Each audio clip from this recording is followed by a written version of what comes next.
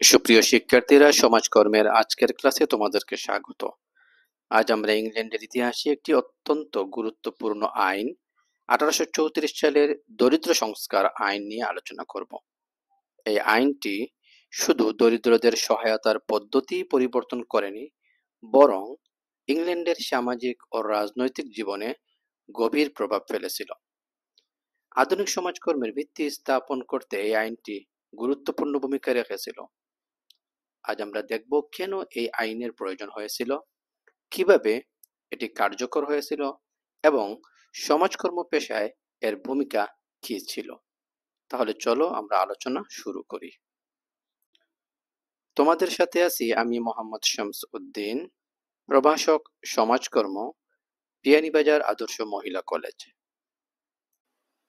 আলোচনার শুরুতেই আমরা একটি প্রশ্নের উত্তর খুঁজে বের করার চেষ্টা করি। কেন প্রয়োজন ছিল দরিদ্র আইনের সংস্কার? 1834 সালের আগে ইংল্যান্ডে যে দরিদ্র আইন ছিল তা ছিল মূলত 1601 সালের পুরনো দরিদ্র আইন।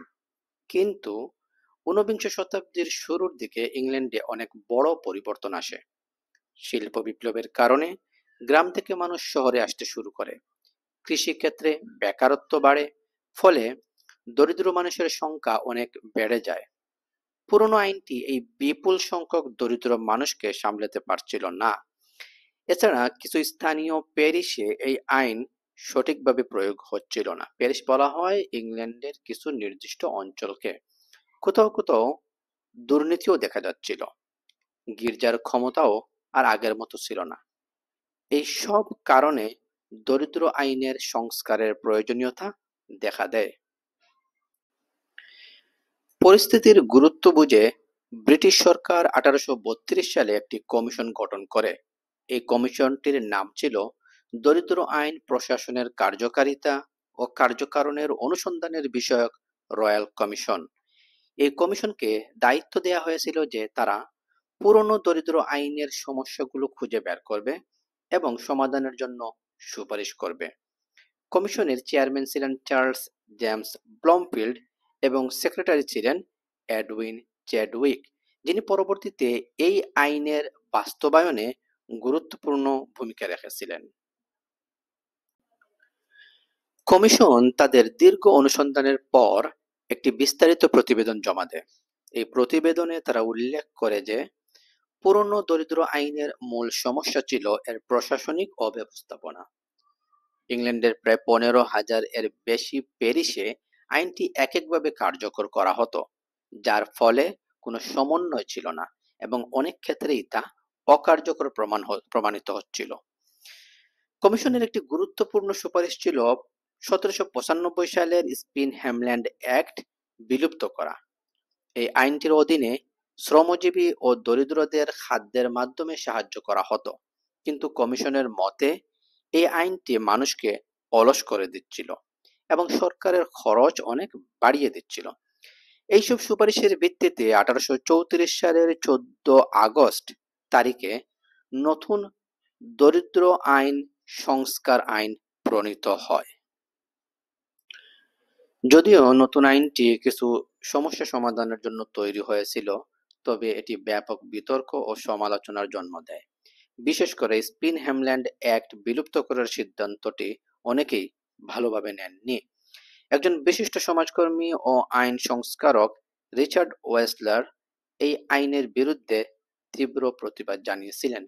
তিনি বলেছিলেন যে এই আইনটি সামাজিক দৃষ্টিকোণ থেকে অমানবিক, কারণ এটি দরিদ্রদের মৌলিক অধিকার অস্বীকার করছিল এবং তাদের আত্মমর্যাদা ক্ষুণ্ণ করছিল।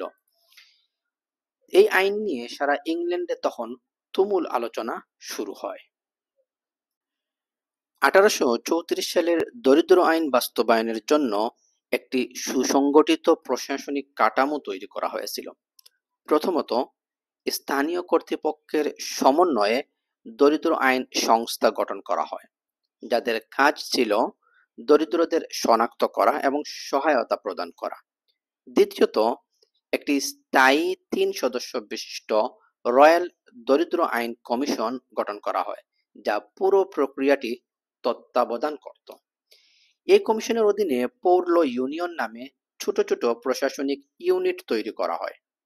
প্রতিটি ইউনিয়নের জন্য একটি বোর্ড অফ গার্ডিয়ানস বা পরিচালনা পর্ষদ গঠন করা হয়। এই পর্ষদগুলোর প্রধান কাজ ছিল ওয়ার্ক হাউস এবং আর্মস হাউস পরিচালনা করা। ওয়ার্কস হাউস ছিল এমন জায়গা যেখানে দরিদ্রদের কাজ করতে হতো এবং বিনিময়ে তাদের আশ্রয় ও খাদ্য দেওয়া হতো। এই পর্ষদগুলোকে সহায়তা করার জন্য 15 জন সরকারি কমিশনারও নিয়োগ করা হয়েছিল। রাজকীয় কমিশন তাদের প্রতিবেদনে 6টি প্রধান সুপারিশ করেছিল, যা নতুন দরিদ্র আইনের ভিত্তি তৈরি করে। 1. স্পিন হ্যামল্যান্ড আইন বিলুপ। আগেই বলেছি, পুরনো স্পিন হ্যামল্যান্ড আইনের অধীনে অর্থ সাহায্য দেয়া বন্ধ করা হয়। 2. সহায়তা কেন্দ্র স্থাপন। দরিদ্রদের আর্থিক সাহায্য না দিয়ে তাদের ওয়ার্ক হাউসগুলোতে আশ্রয় ও কাজের ব্যবস্থা করা হয়। এখানে মূল ধারণা ছিল যে যারা কাজ করতে সক্ষম তাদের ওয়ার্ক হাউসে এসে কাজ করতে হবে। 3. বহিঃসাহায্য প্রদান। শুধুমাত্র শিশু, খুব বয়স্ক, অসুস্থ বা শারীরিক প্রতিবন্ধীদের মতো যারা কাজ করতে একেবারেই অক্ষম তাদের বাইরে থেকে সীমিত সাহায্য দেওয়া হতো। 4. সমন্বয় সাধন। বিভিন্ন সাহায্য সংস্থা এবং প্যারিশগুলোর মধ্যে সমন্বয় বাড়ানোর জন্য দরিদ্র আইন সংস্থা গঠন করা হয়। 5. সামাজিক মর্যাদা নির্ধারণ।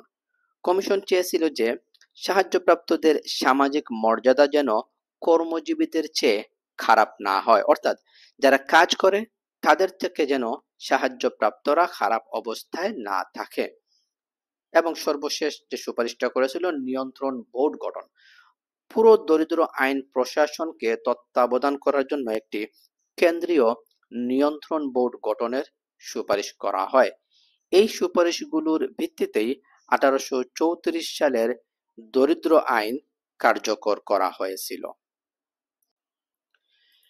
1834 সালের দরিদ্র আইন শুধু ইংল্যান্ডের দরিদ্রদের জন্য একটি নতুন ব্যবস্থা ছিল না, এটি সমাজকর্ম পেশার বিকাশেও এক যুগান্তকারী ভূমিকা রেখেছিল।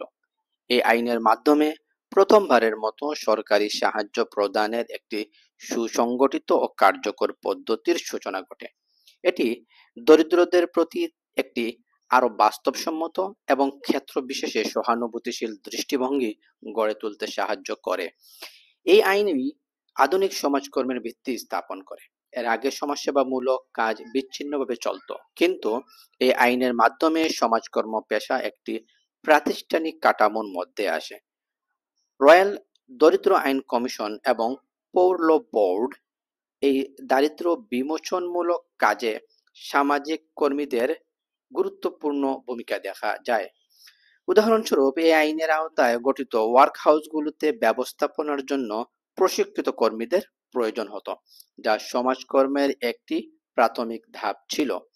পরবর্তী সময়ে 1848 সালের পাবলিক হেলথ অ্যাক্ট এর মতো আইনগুলো এই দরিদ্র আইন সংস্কারের অভিজ্ঞতা থেকে অনুপ্রাণিত হয়েছিল, যা সমাজকর্মের মেডিকেল ও জেনারেল হেলথ শাখার বিকাশে অবদান রাখে।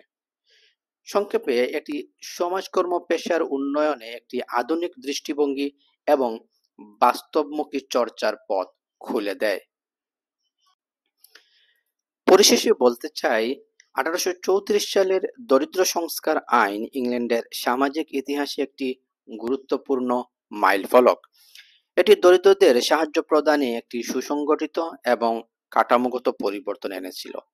যদিও এই আইনটি তার বিতর্কমুক্ত ছিল না এবং এর কঠোরতা নিয়ে সমালোচনা ছিল, তবে এটি নিঃসন্দেহে আধুনিক সমাজকর্ম পেশার আনুষ্ঠানিক যাত্রা শুরু করতে সাহায্য করেছিল। এই আইনের মাধ্যমেই সরকার জনকল্যাণে আরো সক্রিয় ভূমিকা পালন করতে শুরু করে। এটি প্রমাণ করে যে সামাজিক সমস্যা সমাধানের জন্য সময়ের সাথে সাথে নতুন পদ্ধতির প্রয়োজন হয়, যদিও সেই পদ্ধতিগুলো সবসময় সহজভাবে গৃহীত হয় না। এবার স্ক্রিনে দেয়া প্রশ্নগুলোর উত্তর খুঁজে বের করার চেষ্টা করো। যদি মনোযোগ দিয়ে লেকচার শুনে থাকো তাহলে উত্তরগুলো লেকচারের মধ্যেই ছিল। সবাইকে সাথে থাকার জন্য ধন্যবাদ। সমাজকর্মের পরবর্তী বিষয়ের উপর লেকচার দেখার আমন্ত্রণ জানিয়ে আজকের মতো এখানেই বিদায় নিচ্ছি। আল্লাহ হাফিজ।